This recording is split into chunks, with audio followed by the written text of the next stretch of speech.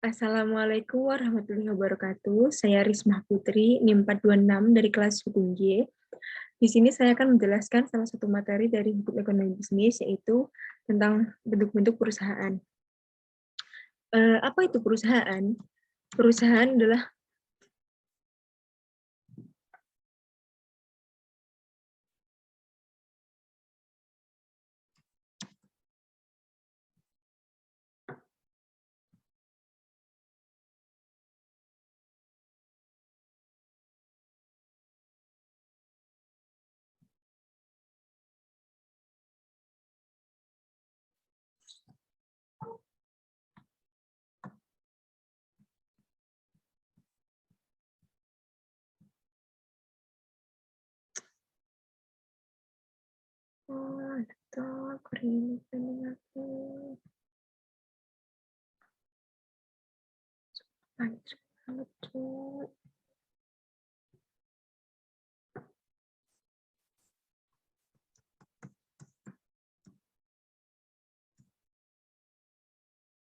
Assalamualaikum warahmatullahi wabarakatuh. Saya Risma Putri, NIM 426 dari kelas Hukum G.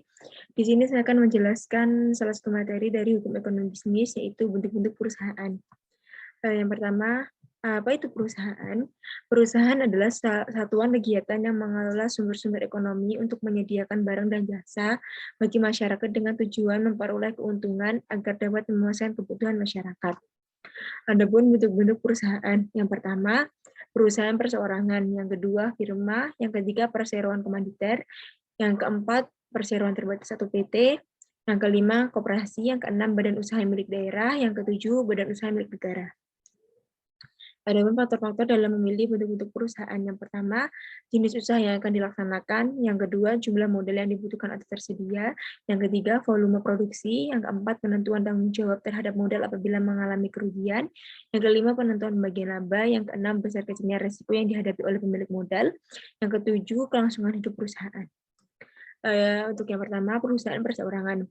Ialah badan usaha perusahaan yang dimiliki oleh satu orang saja. Satu orang pengusaha yang menjadi pemilik badan usaha itu yang menjalankan perusahaan. Di dalam badan usaha perseorangan ini yang menjadi pengusaha hanya satu orang. Dengan demikian, modal usaha tersebut hanya dimiliki oleh satu orang pula. Ciri dan sifat perusahaan perseorangan. Relatif mudah didirikan dan dibubarkan. Yang kedua, tanggung jawab tidak terbatas dan tidak melibatkan harta pribadi. Yang ketiga, tidak ada pajak. Yang ada adalah pungutan dan retribusi. Yang keempat, seluruh keuntungan dinikmati sendiri. Yang kelima, jangka waktu badan usaha tidak terbatas atau seumur hidup. Yang keenam, sewaktu-waktu dapat dipindah tangankan. Yang kedua, firma. Persekutuan firma adalah asosiasi antara dua atau lebih individu badan usaha sebagai pemilik untuk menjalankan perusahaan dengan tujuan mendapatkan laba. Berdasarkan pasal 16 Kitab Undang-Undang Hukum Dagang, persekutuan firma adalah persekutuan yang disediakan untuk menjalankan suatu perusahaan dengan memakai nama bersama. Jadi, persekutuan firma adalah persekutuan perdata khusus. Untuk mendirikan sebuah firma tidak memerlukan pengesahan dari Departemen Kehakiman, meskipun didirikan dengan akta notaris.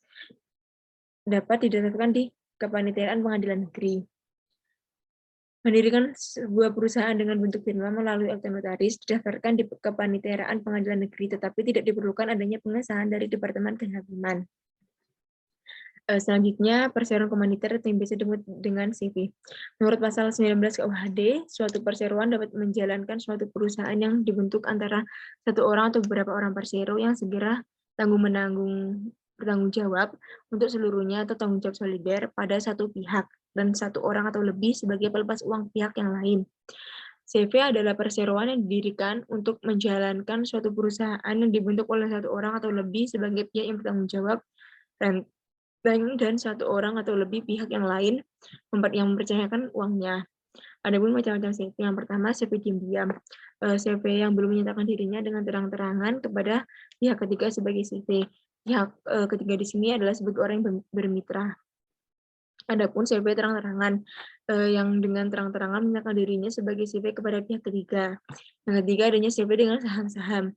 Sebenarnya merupakan CV terang-terangan yang modalnya terdiri dari saham-saham.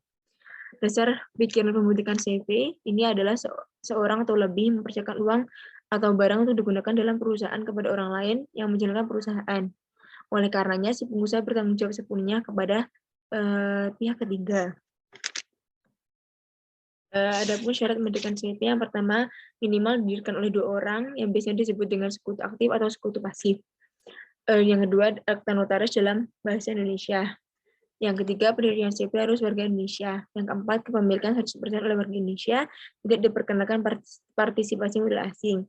Dalam praktik Indonesia menunjukkan adanya kebiasaan bahwa orang mendirikan SIP berdasarkan akta notaris ditetapkan ke Panitiaan Pengadilan Negeri yang berwenang dan diumumkan dalam tambahan berita negara Indonesia. Nah, di dalam syarat mendirikan SIP tersebut adanya sekutu aktif dan sekutu pasif. Sekutu aktif di sini adalah orang yang berwenang untuk melihat proses ataupun orang yang berwenang terhadap jalannya suatu CV tersebut. Sedangkan sekutu pasif, ia hanya orang-orang yang hanya diikut saham saja. Dia hanya bermodalkan saham seperti itu. Adapun perseroan terbatas atau PT.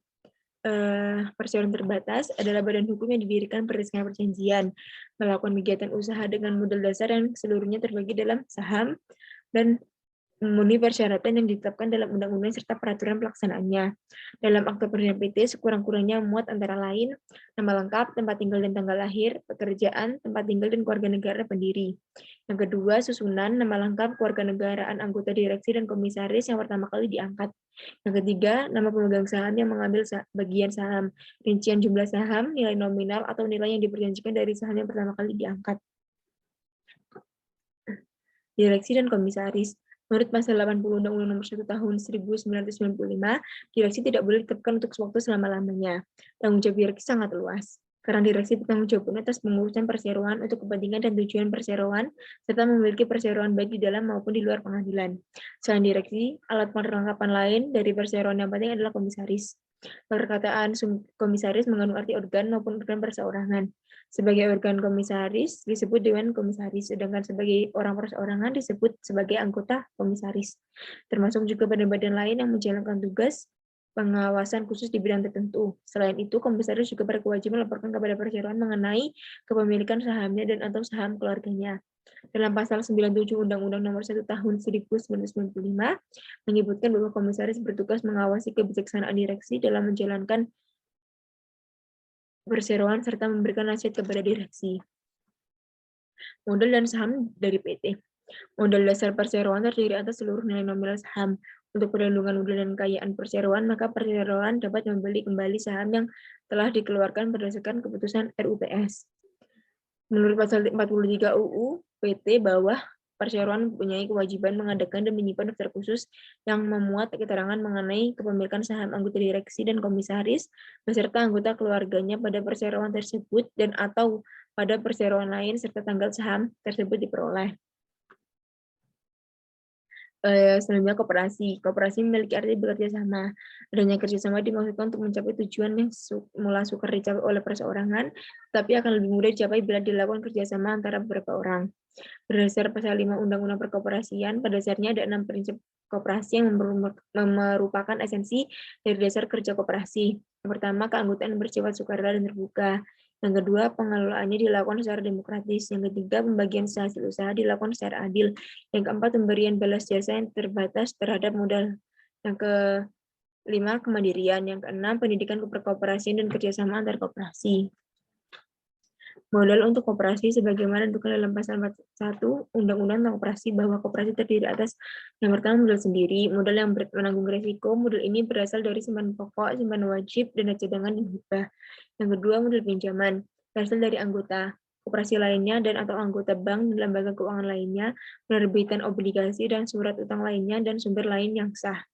Dalam hal terjadi pembubaran koperasi, tentunya anggota koperasi hanya menanggung kerugian sebagai simpanan pokok, simpanan wajib, dan modal penyertaan yang dimilikinya. Yang selanjutnya, BUMN. Badan usaha milik negara, perusahaan-perusahaan yang dimiliki oleh pemerintah atau negara, contoh PLN, KAI, dan Pertamina. Tujuan BUMN ialah memberikan pelayanan kepada masyarakat demi kesejahteraan masyarakat. Yang kedua, melayani kepentingan umum. Yang ketiga, mencari keuntungan. Fungsi dari BUMN ialah yang pertama, sarana pemerintah dalam upaya meningkatkan kesejahteraan rakyat. Yang kedua, merupakan salah satu sumber pendapatan negara. Yang ketiga, merupakan salah satu pelaku ekonomi untuk menjaga stabilitas ekonomi. Yang terakhir adanya BUMD, perusahaan yang didirikan berdasarkan peraturan daerah yang seluruh atau sebagian modalnya milik pemerintah yang bersangkutan terdapat di tiap provinsi. Ciri-cirinya, pertama melayani kepentingan umum dan mencari laba. Yang kedua, dipimpin oleh direksi yang diangkat oleh gubernur. Yang ketiga, bidang usaha menyangkut kepentingan orang banyak. Fungsi dan peran dari BUMD ialah yang pertama menjadi perintis kegiatan yang tidak diminati oleh masyarakat. Yang kedua, mendorong peran serta masyarakat dalam bidang usaha. Nah, di sini saya akan sedikit menjelaskan perbedaan antara PT dengan CV.